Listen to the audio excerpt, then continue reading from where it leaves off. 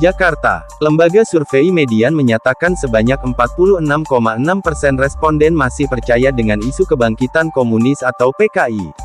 Lantas apa alasan mereka percaya kebangkitan PKI?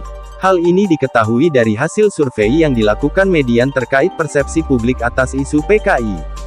Survei dilakukan pada 19–26 Agustus tahun 2021 dengan metode survei multistage random sampling dan proporsional terhadap 1.000 responden. Survei memiliki margin of error sebesar kurang lebih 3% pada tingkat kepercayaan 95%. Dalam survei, responden diberi pertanyaan, seberapa percaya Anda tentang isu kebangkitan komunisme PKI di Indonesia?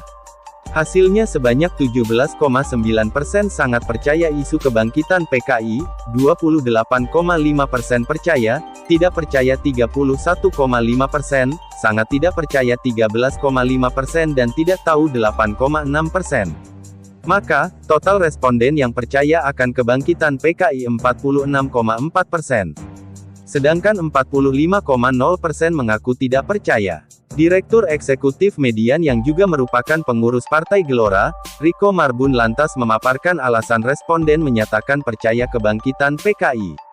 Para responden ini disebut kembali diberi pertanyaan terkait alasan percaya dan tidak percaya. Kita beri pertanyaan, mengapa Anda percaya akan isu kebangkitan komunisme di Indonesia? Dari sini kita bisa melihat apa sebenarnya yang dipikirkan publik.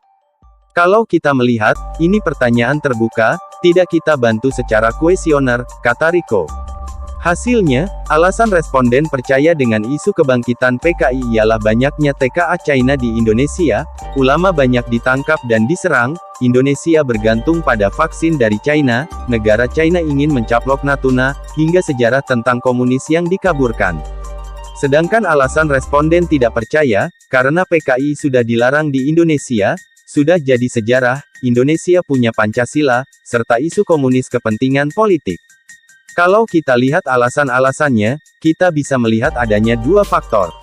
Pertama faktor dalam dan luar negeri, tapi faktor dalam negeri yang ada juga bukan secara spesifik langsung ke organisasi PKI itu sendiri.